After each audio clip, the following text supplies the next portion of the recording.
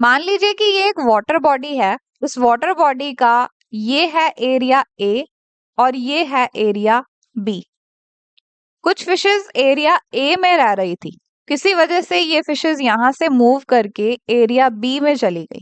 कुछ टाइम तक ये यहाँ रही एरिया बी में और फिर वापस से एरिया ए में चली गई। This long journey taken by fishes from one place to another and then back is called as fish migration. अब ये माइग्रेशन क्यों हुई है, इसके कुछ रीजंस देखते हैं। तो जिस एरिया में फिशेस पहले रह रही थी यानी एरिया ए, हो सकता है कि यहाँ पर खाने की कमी हो गई हो, सो फूड को सर्च करने के लिए फिशेस दूसरे एरिया में माइग्रेट कर गई। So scarcity of food can be a reason of migration. खाने की अगर कमी हुई इस एरिया में, खाना कम है बट इंडिविजुअल्स जो खाने वाले हैं वो तो उतने ही हैं, फिशेस तो उतनी ही हैं, सो कम खाना होने की वजह से कंपटीशन होगा, कंपटीशन की वजह से भी फिशेस माइग्रेट करने लगती हैं। और ऐसा भी हो सकता है कि एरिया ए में प्रिडेटर्स ज्यादा हो गए हों, सो प्रिडेटर्स से बचने के लिए भी ये माइग्रेट कर सकती हैं। और कुछ एबायोटिक फैक्टर्स हैं जिनकी एक्सट्रीम्स फिशेस के लिए फेवरेबल नहीं होती, जैसे कि लाइट ना कम ना बहुत ज्यादा, टेम्परेचर भी बहुत कम भी नहीं चाहिए बहुत ज्यादा भी नहीं चाहिए, पीएच भी ऑप्टिमम होना चाहिए फिशेस के सर्वाइवल के लिए। बहुत कम या बहुत ज्यादा उनके लिए अच्छा नहीं होगा तो वो माइग्रेट कर जाएंगी, या फिर वाटर करंट्स के कारण भी ये माइग्रेट कर सकती हैं। और इनमें इंस्टिंक्ट होता है, एक नेचुरल इंस्टिंक्ट होता है सीजनली माइग्रेट करने का। और ऐसा हो सकता है कि इनको ब्रीडिंग करनी है यानी मेटिंग करना है और एग लेइंग करनी है स्पॉनिंग, इसके लिए भी ये माइग्रेट कर सकती हैं। कुछ फिशेस के एग्जाम्पल्स देखते हैं जो माइग्रेट करती हैं, जैसे कि एंग्विला, एंग्विला इट इज ईल, और हिल्सा हिल्सा, इसके अलावा सालमन, एसीपेंसर, ये सब फिशेस माइग्रेशन शो करती हैं। Next is types of migrations. Mainly 5 types की माइग्रेशंस हमें पढ़नी है। उन्हें पढ़ने से पहले आपको कुछ बेसिक्स जानने हैं, जैसे कि सीजन्स के बारे में जानना है। तो एक होता है विंटर सीजन, एक होता है समर सीजन, इनके बारे में तो सबको पता है। इनके अलावा ऑटम सीजन होता है और स्प्रिंग सीजन होता है। इन सभी सीजन्स को मैंने ऑर्डर में लिखा है। सबसे पहले आता है ऑटम सीजन, फिर विंटर, फिर स्प्रिंग, फिर समर, और फिर से रिपीट होता है यही सीक्वेंस। तो ऑटम सीजन वो है जिसमें ट्रीज से लीव्स झड़ती हैं, इसे हिंदी में बोला जाता है पतझड़। फिर विंटर सीजन आया, फिर विंटर के बाद आया स्प्रिंग सीजन, हिंदी में इसे बोलते हैं बसंत ऋतु। इसमें न्यू लीव्स आती हैं, फिर समर्स आ जाती हैं। और एक बात आपको याद रखनी है, ये मैं ड्रॉ कर रही हूँ बड़ी water body, salty water body है ये, यानी ये ओशियन है, दिस इज ओशियन। तो देखिए ये जो वाटर बॉडी है यहाँ पे खत्म हो रही है, यहाँ पर लैंड रीजन आ जाएगा आगे। लैंड के पास जो पानी है जो यहाँ के कंपैरेटिवली कम डीप है, इस सारे रीजन को बोलते हैं सी। ये सारी सी है। तो देखिए ओशियन यानी महासागर, ये डीप एरिया, यहाँ पे बहुत डीप पानी होगा। और सी सागर, जो ओशियन से ही निकला है, ओशियन का ही पानी है बट उतना डीप नहीं है। अब ये ध्यान में रखते हुए हम स्टार्ट करते हैं different types of migration. First one is latitudinal migration. कुछ फिशेस स्प्रिंग सीजन आने पर नॉर्थ में मूव कर जाती हैं और ऑटम सीजन आने पर साउथ में मूव कर जाती हैं। This type of migration is latitudinal migration. Example of fishes which shows latitudinal migration is Sphyraena and Xiphias fish, Xiphias gladus. Commonly it is called as swordfish. The next type of migration is oceanodromous migration. कुछ fishes ocean में ही रहते हुए with in ocean migrate कर जाती हैं। जैसे कि again ये मान लीजिए ओशियन है, ओशियन का ये जो लैंड के पास पार्ट है that is sea, this one is sea, this one is sea. तो मान लीजिए कि इस ए सी में फिश रह रही थी, यहीं पर ही उसका बर्थ हुआ, so this will be the native place for fish. अब फिश ने इस सी से इस सी में माइग्रेट कर लिया, तो विद इन ओशियन ही माइग्रेट किया। This type of migration is oceanodromous migration. ये करती है tuna fish, mackerels, herrings. Next one is potamodromous migration. Oceanodromous migration वो फिशेस शो कर रही थी जो मरीन वाटर में यानी कि ओशन में रह रही थी। पोटामोड्रोमस माइग्रेशन वो शो करती हैं जो फ्रेश वाटर में रहती हैं, फ्रेश वाटर वाली फिशेस, यानी कि जो रिवर्स में या स्ट्रीम्स में रहने वाली फिशेस होती हैं, वो ये माइग्रेशन शो करती हैं। ये होती क्या है, ये मान लीजिए रिवर है,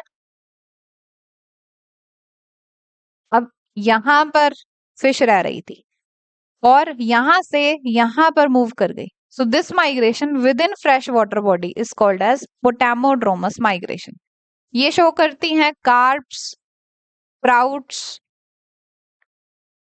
नेक्स्ट इज कैटाड्रोमस माइग्रेशन, इसे हमने बहुत डिटेल में पढ़ना है। कुछ फ्रेश वाटर में रहने वाली फिशेस स्पोनिंग के लिए फ्रेश वाटर से सी वाटर में माइग्रेट कर जाती हैं। This migration of fresh water fishes from fresh water to sea water is called as catadromous migration. Example of fish which show catadromous migration is anguilla.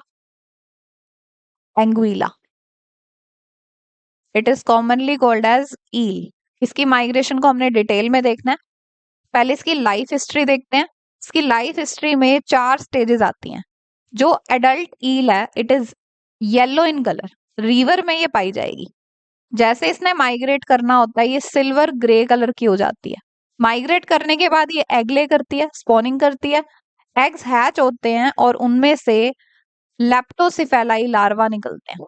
ये larva pelagic होते हैं, मतलब सी के पेलाजिक रीजन में मिलेंगे, बीच वाले एरिया में मिलेंगे, ना सरफेस पे होंगे ना ही बॉटम में होंगे, बीच में पाए जाते हैं, इसलिए पेलाजिक लार्वा बोल दिया इन्हें। ये लार्वा ग्रो होंगे, मेटामॉर्फोसिस करेंगे और एल्वर्स लार्वा में कन्वर्ट हो जाएंगे। अब देखते हैं इनकी माइग्रेशन। सो जो एडल्ट ईल होती है, येलो कलर की ईल है ये खाना खाना बंद कर देती है ऑटम सीजन में। ये एडल्ट ईल है, येलो कलर की है, ऑटम सीजन में इसने खाना खाना छोड़ दिया। जैसे ये खाना खाना छोड़ेगी ये सिल्वर ग्रे कलर की हो जाएगी। वीकनेस की वजह से इसकी आंखें बड़ी बड़ी दिखाई देंगी, ऐसे लगेगा बाहर आ गई हैं। स्नाउट शार्प हो जाएगी, माउथ वाला रीजन शार्प हो जाएगा। अब ये सेक्सुअली मैच्योर हो चुकी हैं और सी की तरफ ये माइग्रेट कर जाएंगी। फीमेल्स को मेल फॉलो करते होते हैं, तो फीमेल्स के पीछे पीछे मेल्स आ जाएंगे सी की तरफ। अब जब ये माइग्रेट कर रहे होते हैं इनके रिप्रोडक्टिव ऑर्गन मैच्योर हो जाते हैं और एलिमेंट्री कैनाल श्रिंक हो जाती है। खाना ये नहीं खा रहे हैं तो एलिमेंट्री कैनाल श्रिंक हो जाएगी। माइग्रेशन ये 5000 से 6000 किलोमीटर तक कर देते हैं सी के अंदर और 500 मीटर डेप्थ तक ये पहुंच जाते हैं। वहां पर ये एग लेइंग करते हैं, स्पॉनिंग करते हैं और फिर एडल्ट ईल मर जाती है। अब ये जो एग्स इन्होंने ले किए, ये एग्स हैच होते हैं और इनमें से छोटे छोटे ट्रांसपेरेंट लीफ जैसे, फ्लैट से लीफ जैसे पेलाजिक लार्वा निकलते हैं। इन लार्वास को बोला जाता है लेप्टोसिफेलाई। ये है लेप्टोसिफेलाई लार्वा। इनके पास इलोंगेटेड टीथ होते हैं, निडल लाइक इलोंगेटेड टीथ होते हैं। ये खाना खा सकते हैं, मतलब उनकी हेल्प से खाना खाते हैं, ग्रो करते हैं। 2 to 3 ईयर्स के बाद ये कन्वर्ट हो जाते हैं सिलेंड्रिकल लार्वे में। इन सिलेंड्रिकल लार्वास को बोला जाता है एल्वर्स लार्वा। अब ये सिलेंड्रिकल लार्वा फिर से माइग्रेट कर जाते हैं फ्रेश वाटर बॉडी में। वापस से फ्रेश वाटर बॉडी में जब ये आए वहां पर ग्रो किए और एडल्ट येलो ईल में कन्वर्ट हो जाते हैं। दिस इज माइग्रेशन ऑफ ईल। ये लेप्टोसिफेलाई लार्वा जो आपने देखा है, लेप्टो मीन्स स्लिम या नैरो, एंड सिफेलाई वर्ड यूज करते हैं हेड के लिए। तो इस लार्वा का हेड रीजन नैरो सा है, इसीलिए इसको लेप्टोसिफेलाई कहा गया था। ये आपको याद रखना है। Next one is anadromous migration. कुछ मरीन वाटर में रहने वाली फिशेस मरीन वाटर से फ्रेश वाटर की तरफ माइग्रेट करती हैं ब्रीडिंग और स्पॉनिंग के लिए। This type of migration of marine water dwelling fishes from marine water to fresh water is called as anadromous migration. It is shown by salmon, petromyzon. इन दोनों की ही माइग्रेशन को हमने डिटेल में देखना है। पहले देख रहे हैं साल्मन की माइग्रेशन को। साल्मन का मैच्योर मेल और मैच्योर फीमेल जो कि ग्रे कलर के होते हैं, विंटर सीजन में ये सी से फ्रेश वाटर की तरफ माइग्रेट कर जाते हैं। जब ये माइग्रेट करते हैं तो ये खाना खाना छोड़ देते हैं और इनका कलर ग्रे से रेड ब्राउन हो जाता है।